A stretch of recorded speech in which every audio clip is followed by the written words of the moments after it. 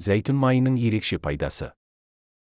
Шын мәнінде зәйтүн майының қорғаныш функциясы жаралар мен гастритке жақсы әсер етеді.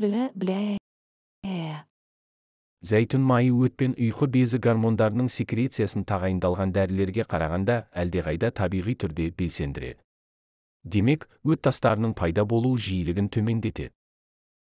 Зәйтүн майы және тоқ ішек ісігі. Испандық зерттеушілер зәйтүн майын диетаға қосу сонымен қатар тоқ ішек қатерлі ісігінің алдын алуда артықшылықтар бере алады деп болжайды.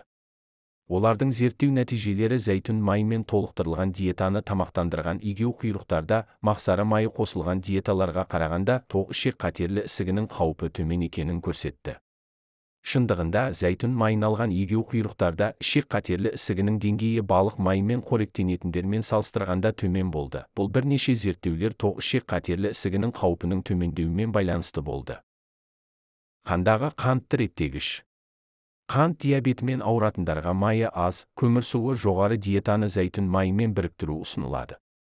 Зерттеулер көрсеткендей, бұл комбинация майы аз тағамдардан тұратын диетамен салыстырғанда қандағы қант деңгейін бақылауда жақсырақ. Зәйтүн майын қосу триглицеридтердің төмендеуімен де байланысты.